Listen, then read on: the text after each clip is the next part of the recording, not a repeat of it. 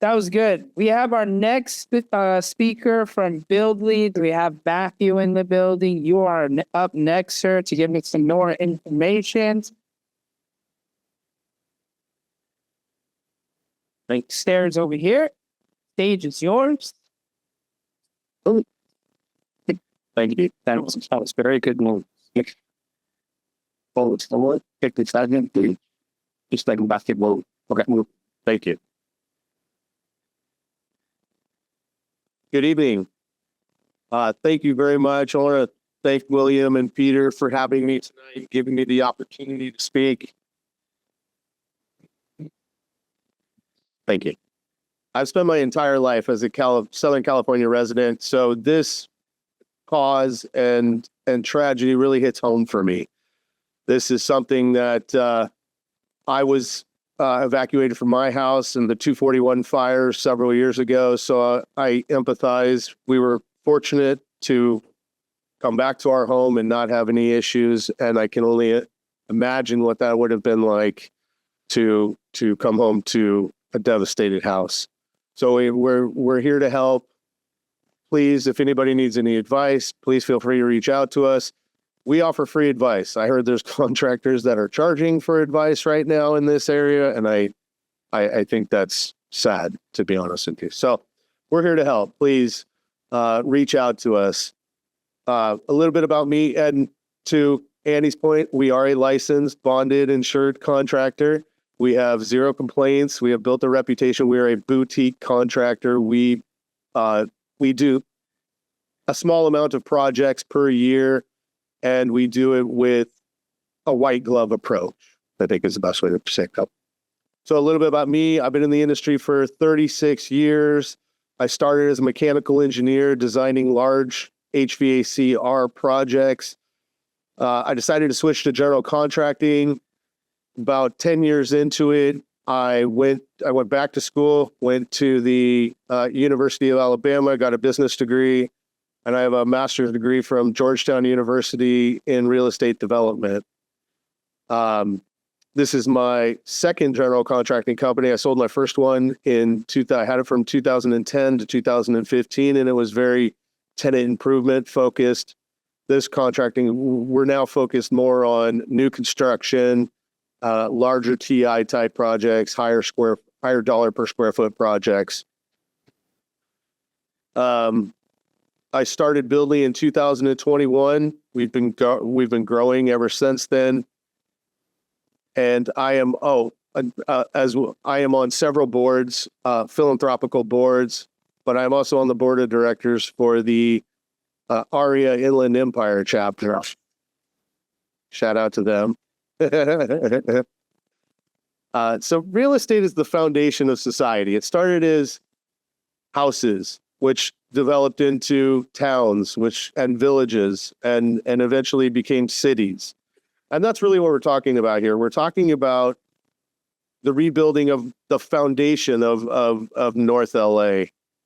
We have this is where our hospitals are. These are where our retails are. This is where we shop. This is where we live. So we want to make sure that it's rebuilt, and it's rebuilt well. So what I've done is I have a presentation. It's basically a quick overview of the path of construction, kind of from what you can expect in the beginning to from the insurance, filing the insurance claim, through the construction design and construction processes. And then I'll talk a little bit about the impacts that the construction industry is going to face over the next few years. So I think I'm not going to spend too much time on this. I think there's been plenty of presentations this evening regarding resources and claims and insurances and things along those lines, as well as tax benefits and things like that are being offered out here.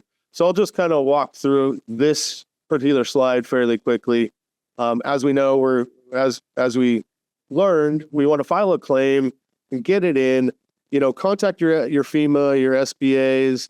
And try to work with organizations like Annie's. I think your organization is doing wonderful things, and we appreciate that it's a nonprofit and you're looking out for the homeowners and business owners, not just specific interests.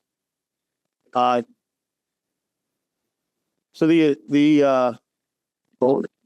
I went back. Can you push it backwards? Thank you. So one thing we do, there are adjusters. Insurance adjusters are going to come in. There's public adjusters that you can reach out to, profit and nonprofit, that you can hire that are in your interest as opposed to the insurance company's interest. There are also contractors. So as a contractor, we want to get involved early on in these processes. We prefer design build projects, and I'll touch on that a little bit more as we go through this and the benefits of that. But one of the things that we can do is during the insurance claim process, we can make sure that the adjustment, the claim itself, is incorporating everything as a whole, right? So we want to make sure that the soft costs, the hard costs are all being calculated into these claims. Soft costs, for those that don't know, these are design costs, these are permitting costs, these are environmental studies, phase 1 and phase 2, like the gentleman were just speaking about. These are soil studies that are not going to happen in this particular FEMA recovery. And then there are municipality fees and things along those lines. So we want to make sure that all those costs are incorporated into. And one thing that I want to point out that I forgot to include on this slide is builder's risk. Builder's risk is insurance during the construction process. So when we deliver materials to a job site, those materials are your property. You own, for instance, lumber. Let's say it's a residential property. We deliver a bundle of lumber to the property. We charge for that lumber that's been delivered. You as the owner, or the owner now assumes responsibility for that, despite it being on a construction site, despite it being whatever it may be. So if somebody comes and steals that, it actually is at the owner's risk that needs to be recouped. So builder's risk is insurance that thwarts against that. So I highly recommend using builder's risk and incorporating it into your file, into your claim as well. Hard costs are your construction costs. These are the cost of material, the cost of labor, everything associated with that. Security is part of it. When we say security, I'm talking about fencing and some minor security. We're not really talking about heavy security or overnight security or anything like that. Lastly, you're going to get your approvals. They're going to come back and say, here, this is what we think it's going to be. You've kind of presented a good case as to what your costs are expected. Here is your benefit, be it maximized or not maximized, whatever it may be. And they're going to issue you some sort of an approval. Make sure you get in writing and make sure that, as Annie mentioned, some of that should be coming up front, and you should have that ready to go, because the next part. So first I wanted to kind of make note here of I put this quote up here because it's one of my favorite quotes. You can use an eraser on the drafting table or a sledgehammer on the construction site. So having a good design is key to making sure to the success of your project. There's a couple of ways that we can go about that. We want to make sure that everything's included. We want to make sure that your home or business is being returned to its original conditions. And theoretically, it'll be better because it'll be new, right? Some of these homes are older and so on. So there are kind of three ways that you can go about it. You can hire an architect, and that architect under his or her umbrella can carry the consultants, meaning that the architect is your point of contact.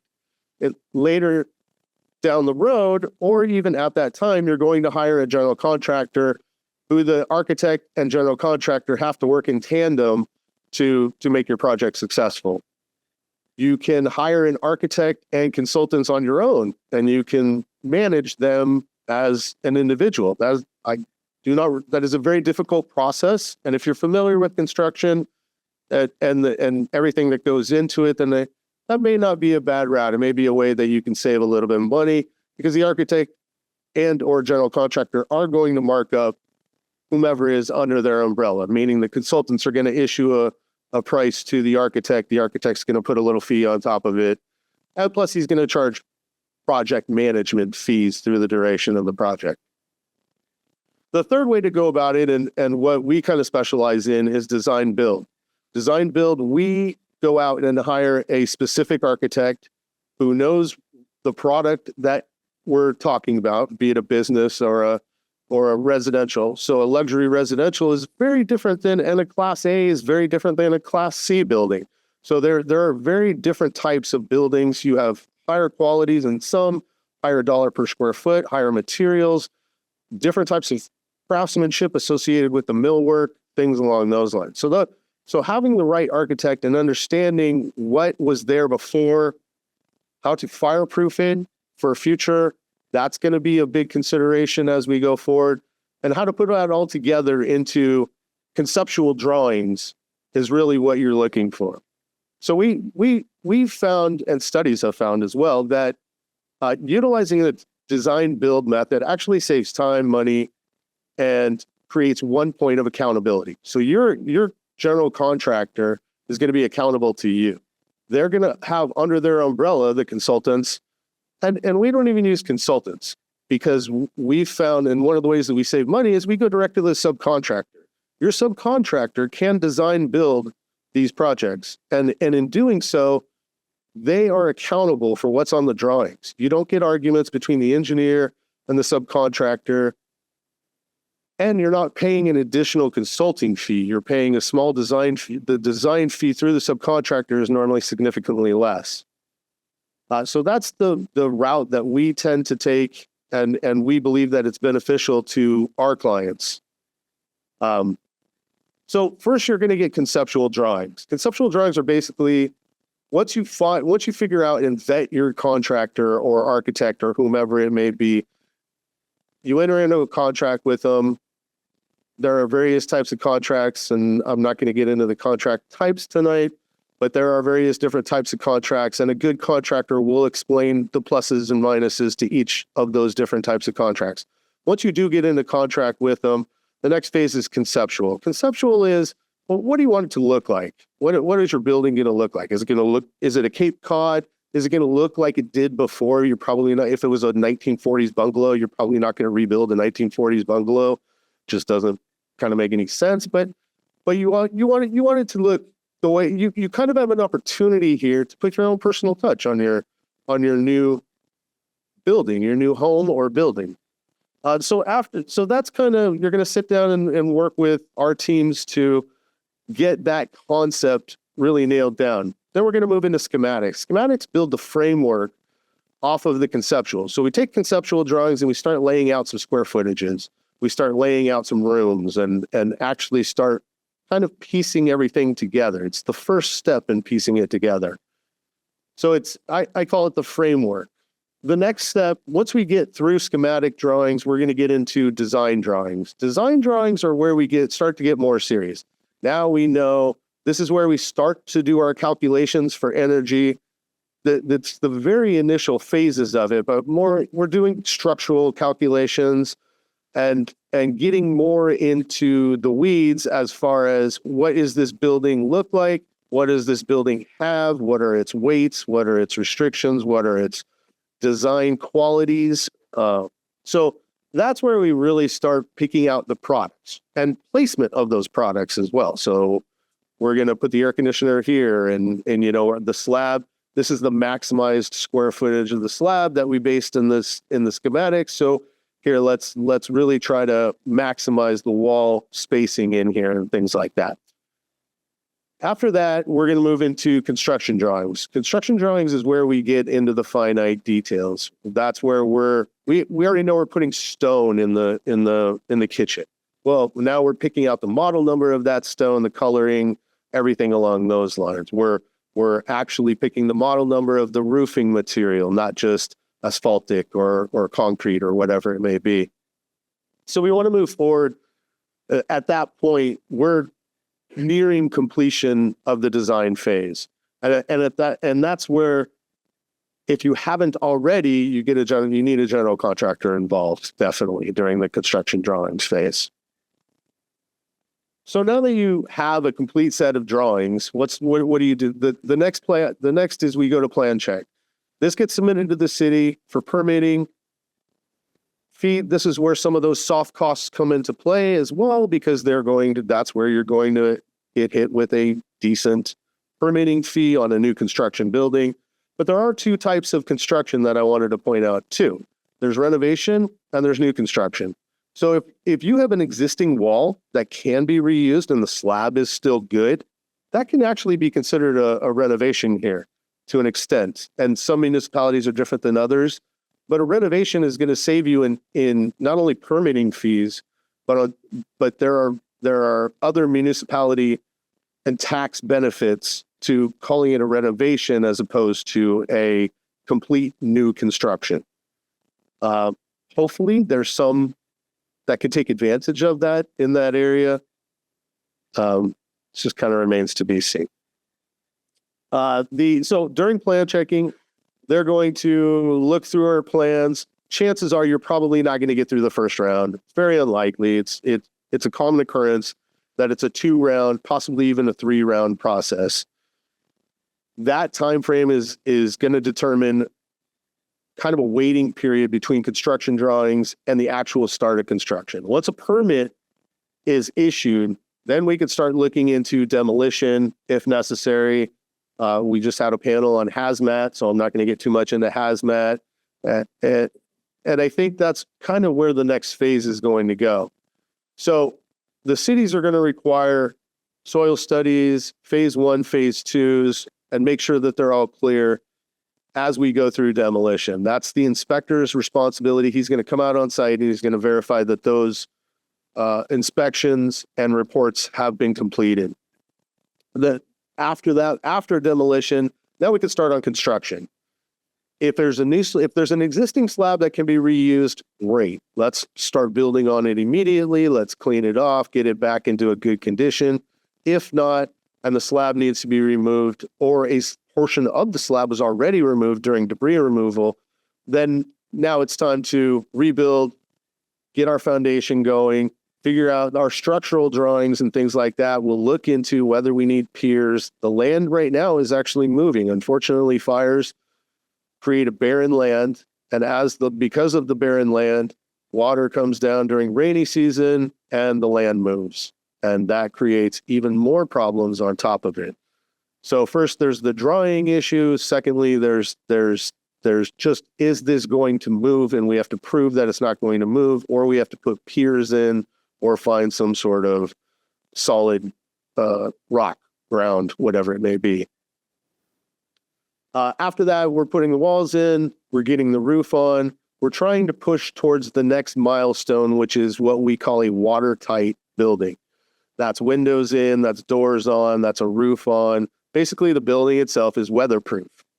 That is where builder's risk insurance also has a step down. You can also reduce your builder's risk insurance at that point and claim that you have a watertight, secure building to be able to store materials in. So they will work with you to lower your rates there. Also, that's a point where you know that you're getting close. Now we're focusing on some of the aspects of the exterior and interior that still remain, still need to be completed. But we're getting very close. After that, the next milestone is called substantial completion. Substantial completion is near the end of the project. It's not the end of the project, but it's near the end of the project. We are substantially complete to the point where you can utilize the property for its intended use, meaning you can live in it even though it doesn't have all of its final sign-offs. And that's considered on a case-by-case basis by the inspectors. But if you have electricity and you have running water and things along those lines, and you're waiting around for some sort of a final inspection on, the ingress egress is always a big one, or exit signage, things along those lines. So you can actually utilize your business during that time period. Brings me to a quote that I always love to talk about, which is, if you think it's expensive to hire a professional, wait until you hire an amateur, right? And a lot of people think, the professionals are too expensive. We're going to go with the person that's unlicensed, and it'll end up costing you more by doing it, right? Think about our business. What if somebody came to you and be like, I'm going to go use my friend who doesn't have a real estate license, and they're going to help me buy a house. You think they'd be crazy, right? So this is your word of reason to those people that are going through this, make sure licensed people is who they should hire. Next up, we have from the Wells Fargo Disaster Readiness Team, we have Maria Austin, who's going to come up and say a few words for us.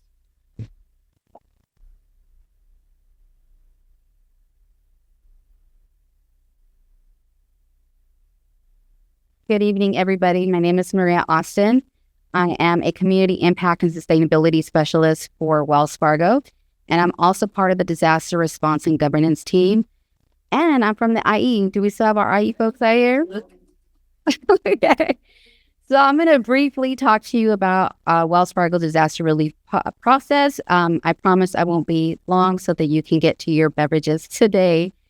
We heard a lot talked about communication. Communication is absolutely the key. It's no different. We want to hear from our customers. We want to hear how they've been impacted, what type of assistance they're needing, whether they're having issues with making their payments, whether they were impacted with their home, whether the home was just damaged or it's a total loss. Like, we want to hear from them so that we can be a resource for them early on, because I know we've been also hearing a whole lot about scams, right? So when uncertainty creeps in, there is an opportunity for those to also come in and try to offer resources that maybe are not true or not beneficial to the customer. So I'm going to go ahead and give you guys just a brief overview. I understand the importance of your relationships here in the community, and generally within the community, when you have a relationship, you're going to tap or knock on those doors, right, to seek assistance versus coming out to your servicer or your bank to seek assistance. So first and foremost, if somebody says, hey, you know what, I'm struggling making payments, I cannot do it.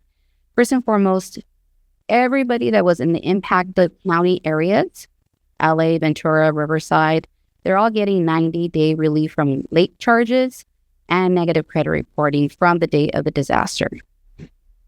Customers don't have to call in and request that. That is automatically set on each and every single loan. However, if they're unable to make mortgage payments, we need to know. We do have available what's called a forbearance. That's just a brief pause on their mortgage monthly payments, and that can go up to 12 months, but in 3-month increments. So customer needs to raise their hand, give us a call, let us know that they're struggling to make their payment. They'll talk to a disaster response specialist who will walk them through what the forbearance plan looks like, make sure that they fully understand everything, send out a letter, right? Evidence is the key.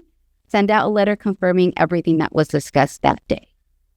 Now, it's done in 3-month increments because we want to make sure that we reconnect with the customer to see what the progression of the situation is, right? They could be at a point where maybe it was just a loss of employment, right? Because a lot of businesses were lost. Maybe they found a new employment and they're able to go ahead and start work again. So it's just a way for us to keep in touch with our customers, not to, pester them or bug them. We know it's a difficult situation, but we just want to stay on top of what the situation is. Now, we also have what's called a property loss team. This team specifically manages all monitored claims. So if your home was damaged or it was at a complete total loss, they manage your claim from the beginning to end. As soon as you contact them, let them know there was an issue, they'll send you what's called a home repair kit. And this home repair kit provides all the documentation. It is like your blueprint of everything that we're going to require in order for us to be able to walk through that monitor claim process throughout the completion of your rebuild process. So if at any point any of our customers reach out to you, we encourage you to have them reach out to us. We have dedicated individuals available to be able to speak with them in whatever situation they are currently facing. All right. And if I would be here a little longer, so if you guys have any additional questions, I think my contact information, if it's not there, it's just maria.austin@wellsfargo.com. Miss Chantal Camarillo that's here, that's a very great partner to the GLA area, can also provide you that information. Thank you very much, everybody.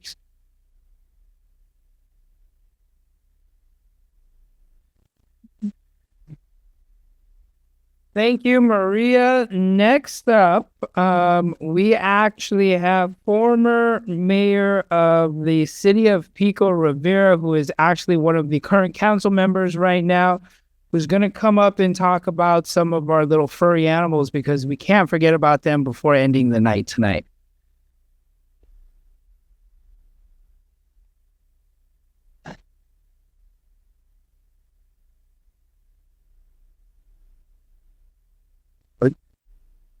Furry animals, yes. All right. Good evening, everyone. My name is Eric Lutz, a council member for the city of Pico Rivera. I'm very proud to be in front of AREAA Greater LA and also the Inland Empire chapter as well. A boisterous group, I have to say. Now, I know and I understand reality. I am the one that's in between you and your drink ticket getting you that last drink. I don't have any information. Maybe I'll do a little bit of comedy hour, but I want to share a nice little interesting story. A story of resilience. During the wildfires, it hit home with us in our city of Pico Rivera. You know, we're about 25 minutes away from Altadena, about 45 minutes away from Malibu and Palisades. But we had some individuals in our city, amongst a lot of you, that when you see the coverage of the homes burning, you said, what can I do? Oh my God, I know somebody, or my friend or my family member is suffering. It's a horrifying experience. And what can we do? In fact, one of the individuals in our city, a young man, who is part of the operating team that operates the Pico Rivera Sports Arena. And if you know, that sports arena houses the Mexican type of rodeos in the city for the last 20, 30 years, and it's recognized around the world as top 3 Mexican rodeos. So when this young boy, who's part of that family that operates this organization at the sports arena, saw all the horses, all the wildlife burning, dying, and seeing the owners leave them and abandon them, he told his father, Dad, let's go out there. We got the equipment, the trucks, the trailers. Let's go out there and take care of those poor horses and cattle and goats. And, you know, when you're young, you're eager, you just want to go ahead, push your way through things, bully your way through things. But his father, second generation, carrying on the sports arena tradition, said, look, we'll make some phone calls and we're going to go ahead and do these things right. So they went ahead, and the first thing they did is they called the Sylmar council member, Monica Rodriguez, and said, put Pico Rivera and the Pico Rivera Sports Arena on the list to board all livestock that have been affected by this. And immediately after that, Fernando Lopez, the father of the young man, called us, the council, and Pico Rivera and said, we want to get your okay to see if we can get all these animals boarded here in our city at the Pico Rivera Sports Arena. And that's what we did.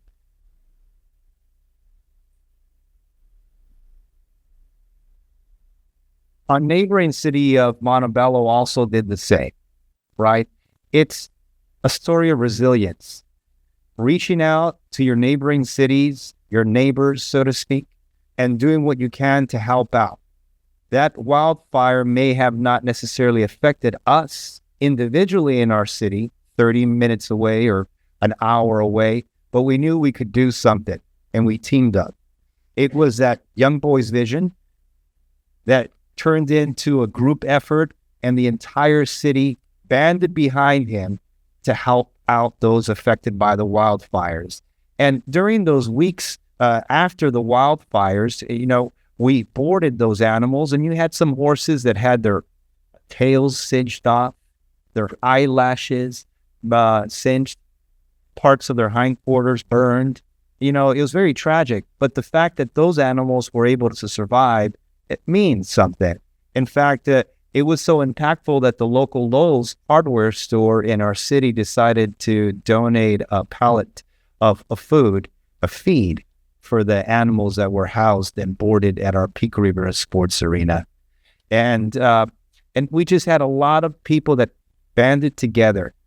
And just like you guys are here today, absorbing all this information together as one community, you're going to go ahead and give this information, offer it to your client. Because I know a lot of you may have some clients that were affected and they lost their homes.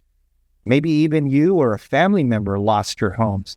This information is crucial. I know it is a lot of information, but thank God for AREAA, Greater LA, and all the chapters around the country. The information that is provided by your organization is exceptional. Now, I used to be president of a competing organization, or should I say a sister organization, NAREP Los Angeles, back in 21 and 22. And I was very proud to head that organization. But now I've moved on to other things. And as I was helping my fellow realtors in the realtor industry and in the lending industry, somehow I got into politics, and now I'm helping the people in my local community. So I want all of you to know that all of you are resilient, and all of you will help your clients and future clients with all the information that you've gathered from the contractors and the construction cleanup companies, also the all the government officials that came out here provided information for all of you. These are topics that are so necessary to discuss so that when we have an emergency in the future, we know how to attack it. I want all of you to know that all of you are leaders in your industry, and I want to make sure that you guide your clients in the right path. And with that, I just want to say thank you very much for listening to me, and you guys enjoy yourselves. Have a great evening, and make sure to grab your drink ticket. We're moving on to the other side of the hotel.